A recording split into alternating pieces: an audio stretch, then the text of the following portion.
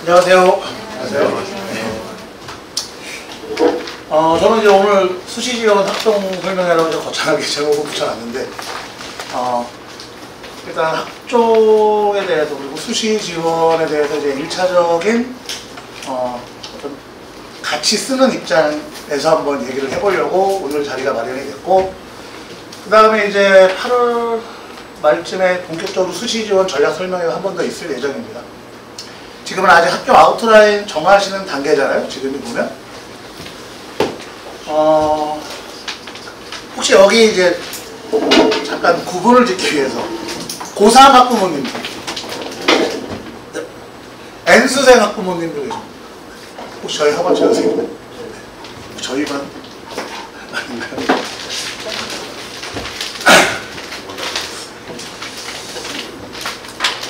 이제 기말고사가 끝났죠, 고3들은. 그리고 이제 마무리할 거 다 끝나셨죠. 그럼 이제는 어디를 쓸지를 이제 고민을 해야 될 시기겠죠, 지금이. 근데 가장 고민되는 게 지금 뭐부터 파악을 먼저 해야 될까요? 그쵸, 성적입니다. 성적은 성적인데 어떤 성적이죠? 이미 내신은 나왔잖아요, 이제. 내신은 나왔고. 뭐 비교과 마무리도 뭐 크게 뭐 할 것도 없고, 아직 마무리도 안 됐겠지만. 그러면 원서 쓸 때 가장 애매해지는 부분이 뭐냐면, 개인적으로 이거라고 생각하거든요. 우리 아이 내신이 높으면 높을수록, 비교과가 좋으면 좋을수록, 가장 고민되는 부분은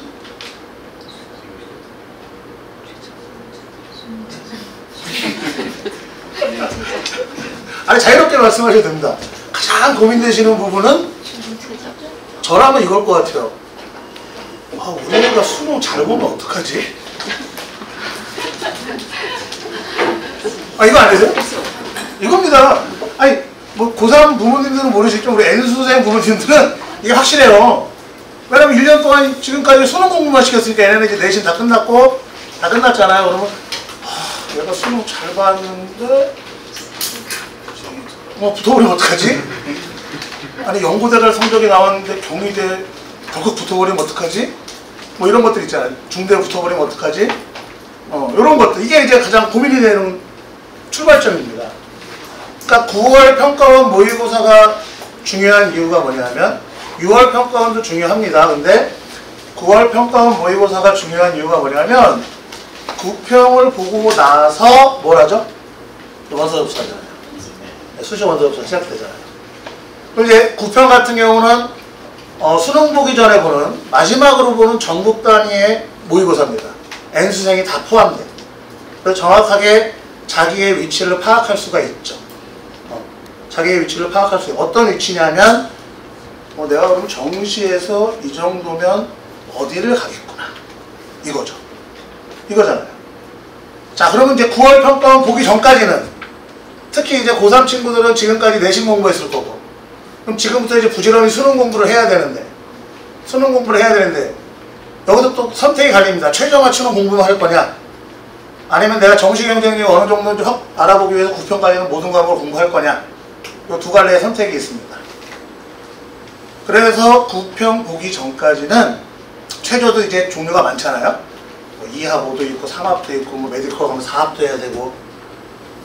그러니까 9평 전까지 후보 대학들을 선정을 이렇게 쭉 해놓으셔야겠죠. 9평 전까지.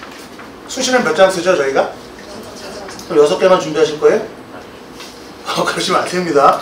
그러시면 안 되고, 제가 볼 때 지금부터 이제 평가원 보기 전까지는 못해도 한 10개 정도는, 10개 정도의 카드는 준비해놔야 되지 않을까? 저희 아이가 있다면, 고3이고 제가 학부모라면, 저 같으면 최소한 한 10개 정도는 준비를 해둘 것 같아요.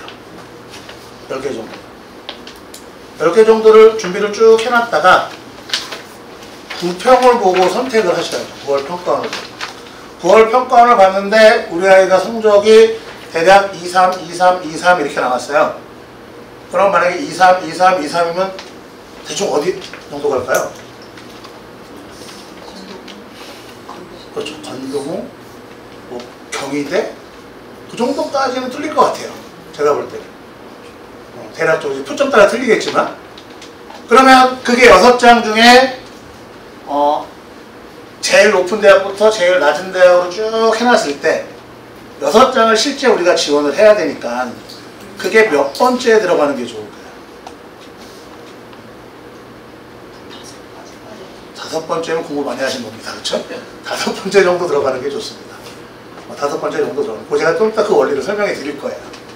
근데 그런 식으로 지금 준비를 그래서 지금은 어떤 시기냐면 우리 아이 생기부가 어디에 좀 맞춰져 있고 지금쯤 뭐 진로는 다 어디라고 대충 정해 놓으셨을 거잖아요. 1학년, 2학년, 3학년 1학기까지 뭐 비교과나 이런 걸 다 맞춰 왔을 테니까. 그러면서 이제 과를 한번 후보과를 여러 개 골라보시고 예를 들어 경영인데 꼭 경영만 고를 필요는 없잖아요. 경영이나 뭐 광고나 이런 쪽, 위커나 이런 쪽으로 잡아갈 수 있고. 그래서 좀 질문 하나 드려볼까요? 보통 과 잡으실 때 제가 되게 엉뚱한 분들을 많이 봐서 경영과 경제의 차이가 뭐죠?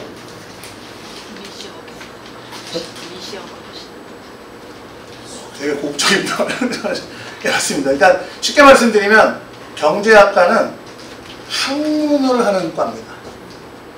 경영학과는 실제로 실용이죠. 그러니까 내가 광고 관련 동아리 했다. 얘는 경제에 맞는 거예요? 경영에 맞는 거예요? 경영에 맞는 거죠. 이런 것들 생각 안 하시잖아요. 둘 다 비슷하다고 생각하니까 막 쓰신단 말이에요. 근데 경영 경제는 아시는 분 많은데 제가 또 하나 질문 드릴게요. 건축학과랑 건축공학과는 뭐가 다른 거죠?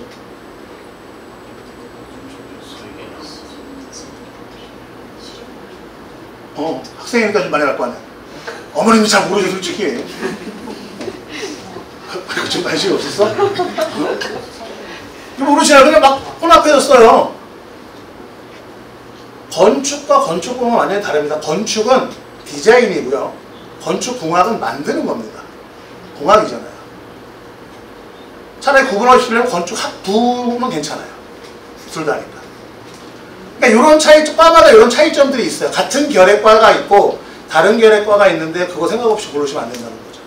그리고 고르는 기준은 제가 다 해드릴 수는 없고 그 고르는 기준은 근거는 어디에 있다? 학생부에 있는 거죠. 학생부 잘 읽어보셔야 돼요. 학생부를. 붙어 때문에 우리 아이가 어디 맞춰가지고 어디야 이게 아니라 학생부를 잘 읽고 생각해 보셔야 돼요. 대학들이 가장 좋아하는 건 뭐냐면 지금 현행 그 학종 체계에서는 평가 항목도 학교마다 틀리고 반영 점수 틀리잖아요. 이거는 어차피 그 학교 홈페이지 들어가면 다 확인할 수 있습니다. 다 확인할 수 있고 저희가 오늘 드린 책자에도 어느 정도 아웃라인은 나와 있어요. 근데 중요한 건 뭐냐면 이런 겁니다. 원리가 뭐냐면 가장 좋아하는 건 학교에서 수업을 듣다가 공부를 하다가 호기심이 생겼어요. 그래서 이 호기심을 해결해야 돼.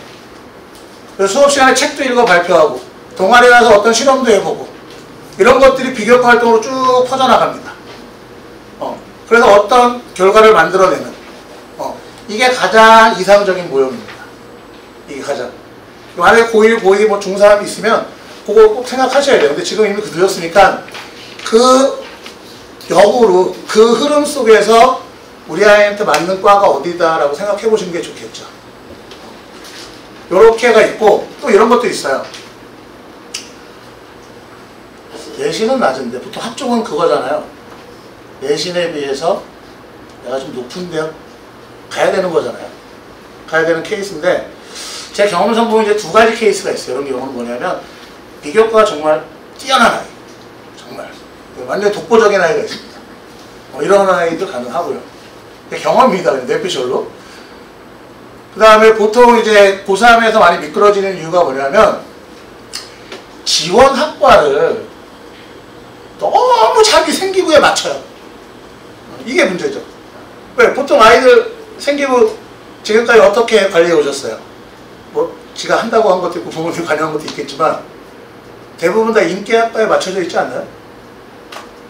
비인기학과에 맞춰져 있는 친구도 없을걸요? 공부 좀 하면서 욕심이 생기는데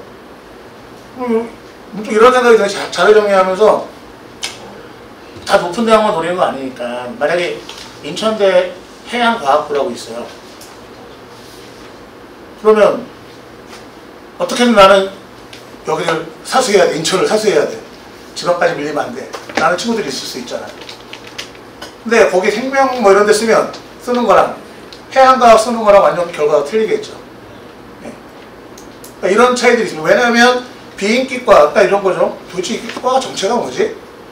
여기를 1학년 때부터 생집을 맞춰온 애가 있다고? 이런 과들이 있습니다. 이 두 개의 관점에서 접근할 수가 있겠죠. 원서를 쓸 때는. 근데 기본적으로 보면 이제 편행 수시지원 모형과는 이렇지 않습니까? 전형들을 보게 되면 특기자 전형, 교과 전형, 종합 전형, 논술 전형이 있잖아요. 특기자 전형은 저런 겁니다. 저거 뭐 다자녀 가구라든지 뭐 이런 것도 있죠. 이거는 일단 지원 자격이 되는지 먼저 확인을 해봐야겠죠. 예스입니다. 그럼 이제 수능 최저가 있는지 없는지 확인해보고, 내가 능력이 되는지 없는지 확인해보고, 그리고 나서 이제 활용해볼 필요가 있죠. 서류 준비하고 면접 준비하고. 근데 대부분은 이제 저 케이스는 아닐 거예요. 그럼 대부분은 저희는 여기에 해당하겠죠. 여기. 이제 여기도 있을 겁니다. 고3이니까. 고1, 고2 초반 같은 경우는 논술을 생각을 하지 않고, 보통 뭐 여담으로 논술을 말씀드리면, 논술은 아이들이 마지노로 높은 대학을 쓰기 위해서 택하는 전형이고, 대부분은 교과와 종합이 아마 섞여 있지 않을까요? 여기 종합만 6개 쓰시는 분은 거의 없을 것 같은데요, 제가 볼 때. 혹시 종합만 6개, 온리 종합 있으세요? 없으실 겁니다. 보험 하나 들고 싶으잖아요. 근데 보험 보통 교과로 들어버리니까. 그래도 나는 내신 등급 우위냐?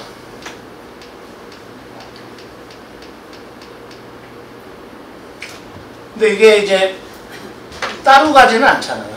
보통 내신이 좋은데 이거를 교과를 쓰는 것보다 좀 더 높은 대학을 가기 위해서 쓰는 전형이 종합전형이고, 그렇죠? 교과 같은 경우는 딱 정해져 있으니까는. 근데 이제 가장 여기서 고민이 되는 부분이 뭐냐면, 그나마 내가 학종을 쓰게 되면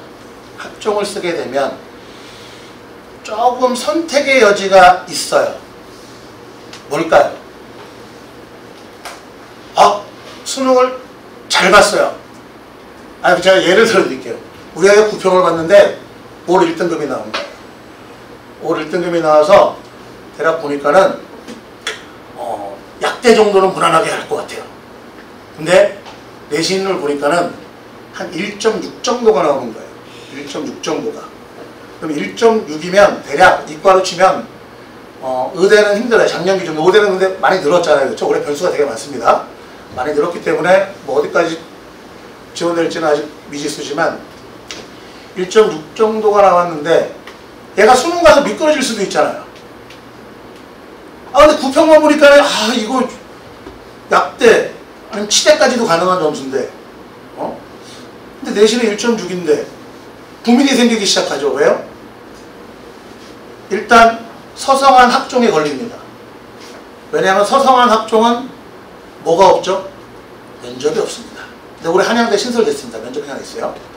근데 그 전까지 없습니다. 붙으면 끌려가야 돼요. 교과도 마찬가지죠.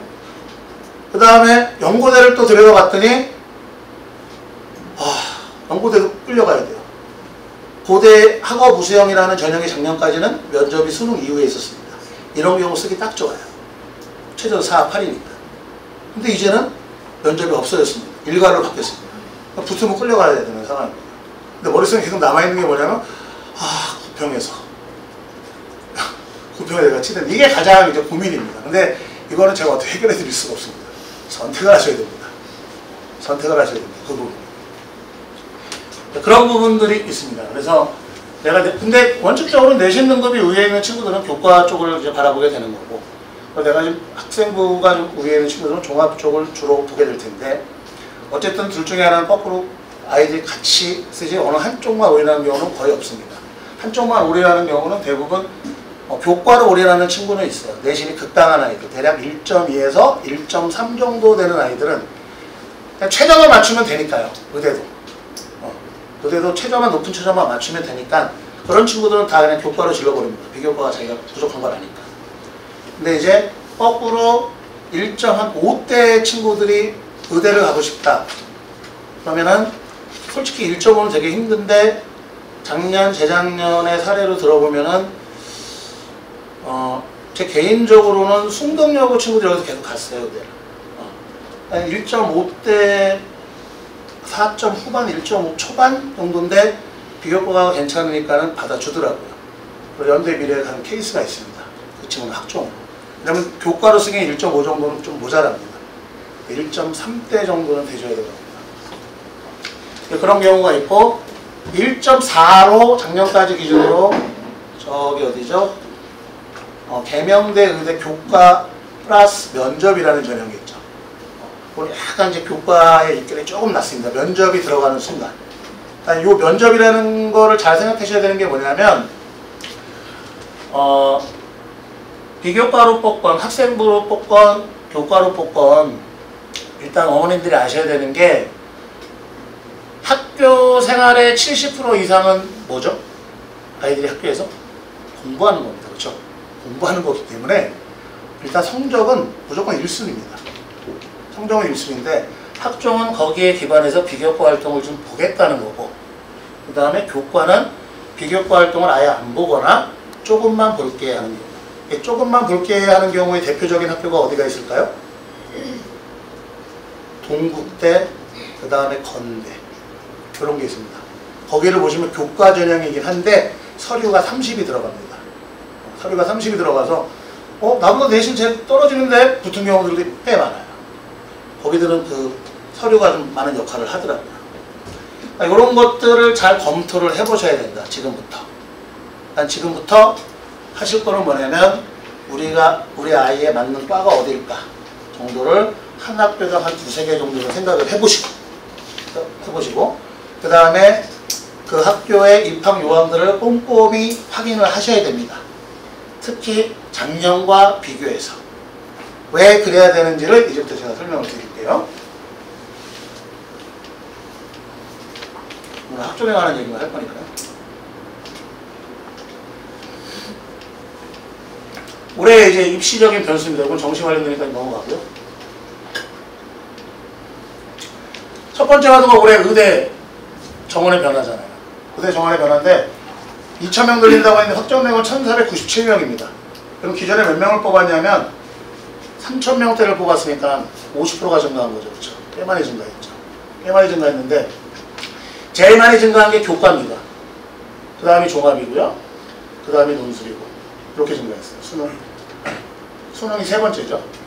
이렇게 증가했습니다. 근데 이게 다 저희랑 상관이 있는 건 아니잖아요. 이제 부모님 다 아시다시피 대부분의 의대 정원은 어디서 늘었죠?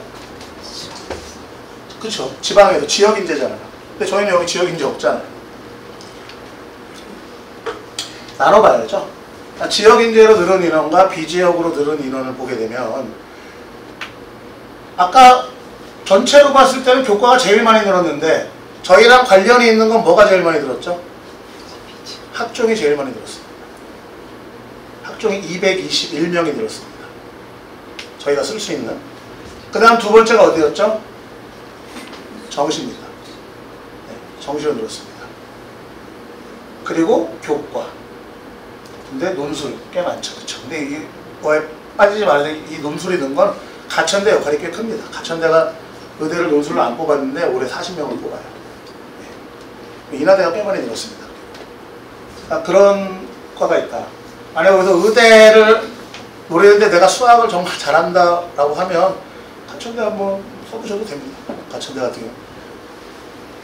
원래 의대 논술은 천해천이라고 부르는데 가천대는 똑같이 약식으로 낸다고 그랬는데 저는 제일 궁금한 게 올해 저게 어떤 식으로 낼지가 제일 궁금합니다. 그래서.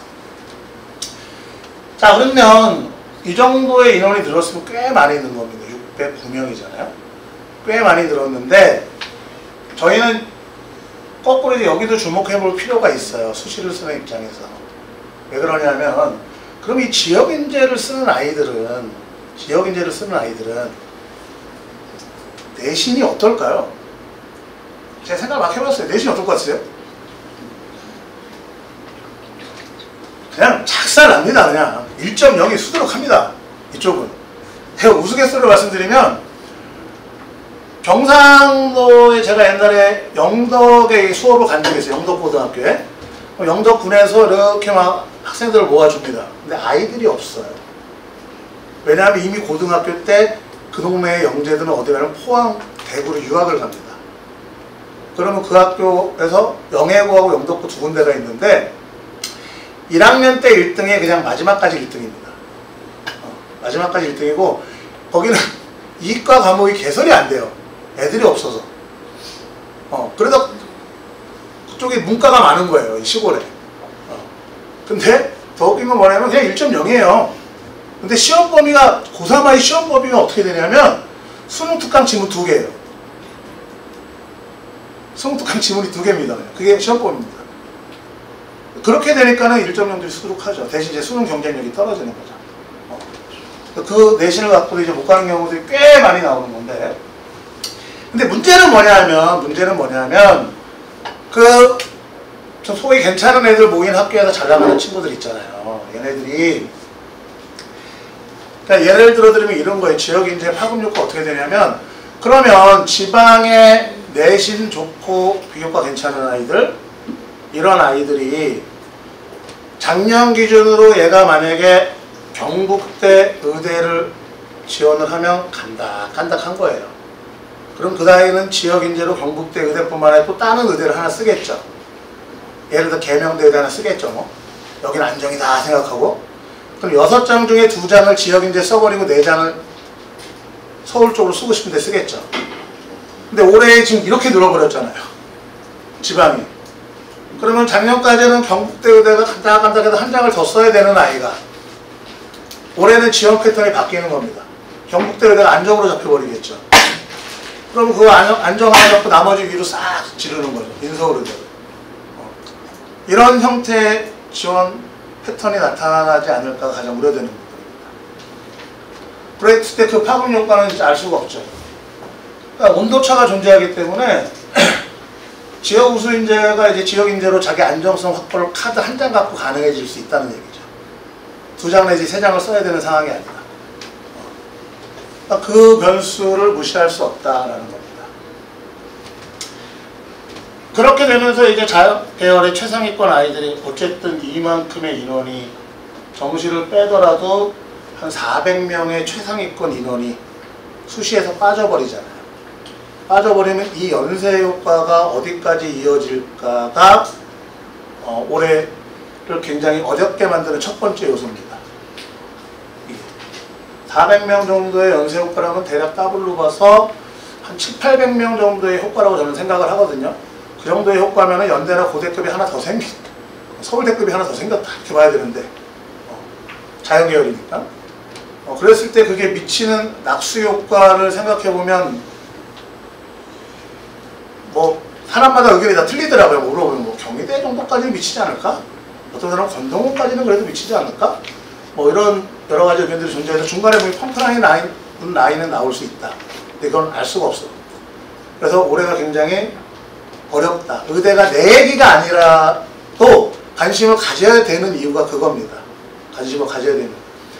문과는 굉장히 생각하기 편해요. 서울대에서 더 이상 올라갈 데가 없잖아요. 문과 애들은. 서울대에서 500명을 뽑으면 연구대에서 500장이 펑크가 나게 돼 있어요. 그럼 밑에서 서성안에서 글로 끌어 올라가는 거예요. 이어지는데 이쪽은 서울대도 펑크 나는 쪽이잖아요. 자연계열. 왜냐면 얘네들이 메디칼로 빠져버리니까.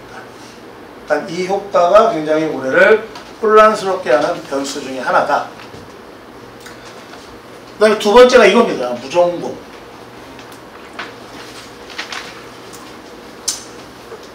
대학들이 올해 특징 중에 하나가 이제 자유전공이라고 하죠. 무전공이니까. 전공이 없는 거니까.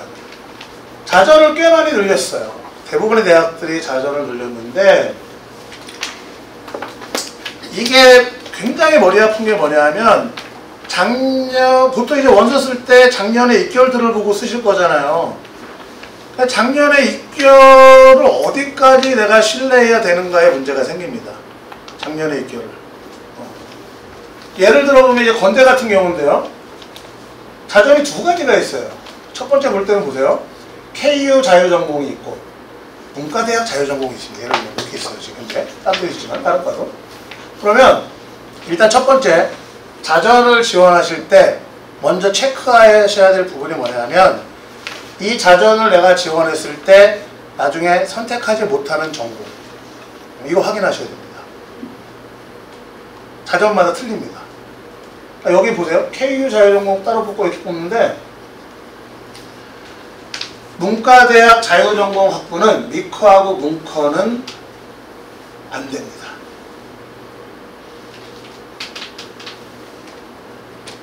그러니까 내가 만약에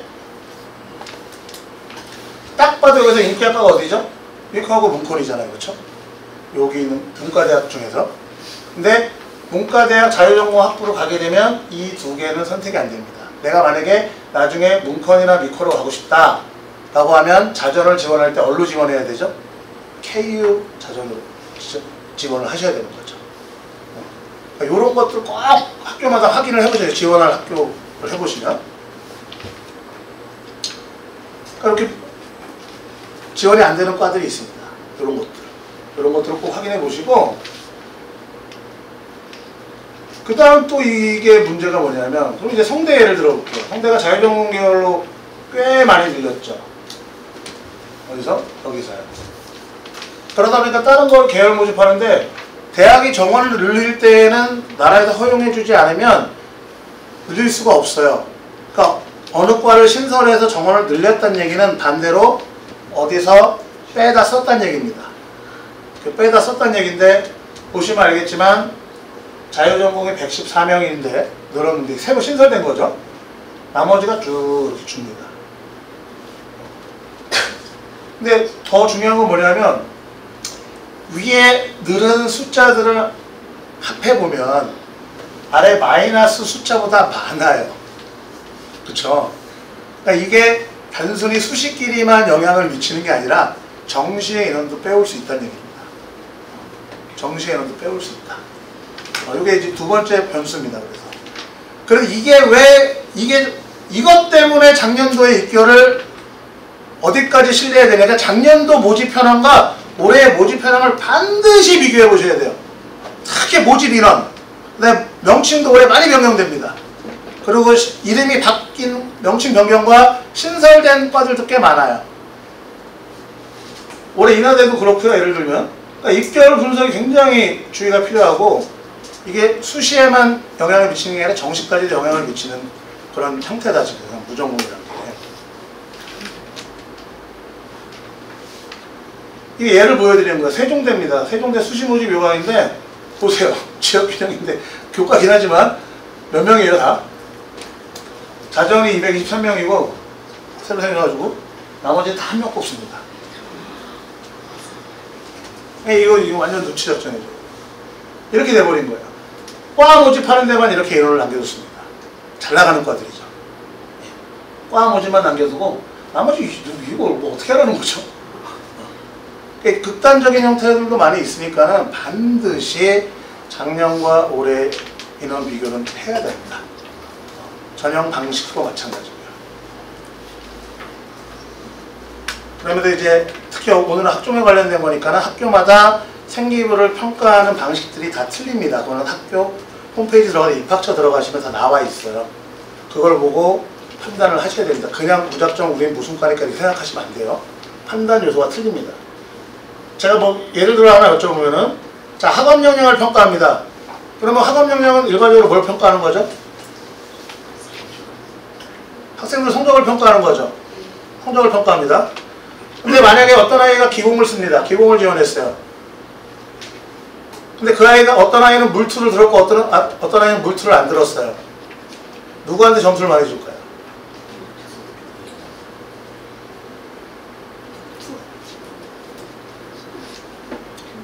입사관 마음입니다. 물투를 했는데 지금 이게 ABC니까 C를 받았단 말이에요. 그 얘는 꽝이잖아요. 그럼에도 불구하고 얘는 기공을 가게 해서 물투를 들었네? 아주 좋아.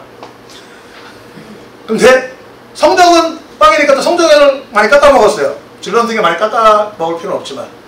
그러니까 이런 거예요. 만약에 그렇게 했다 그러면은 학업 역량을 평가할 때는 마이너스겠죠. 그렇죠? 근데 이 아이의 진로 역량을 평가할 때는 플러스가 되는 거예요. 진로 탐색을 할 때는. 왜? 자기가 가고 싶은 과하고 그 과를 가려면 물투를 해야 되잖아요. 그러니까 평가 항목에 따라 보는 게 틀린 겁니다. 그런 것도, 그것 때문에 학교에서 뭐 학업 역량을 많이 하는지, 진로를 많이 반영하는지, 요것들을 탐구 역량을 또 많이 발휘하는지, 그럼 탐구는 뭘 보고 판단하는지, 진로는 뭘 보고 판단하는지, 이런 것들을 보고 생기부를 검토를 해보시라는 말씀을 드리는 겁니다.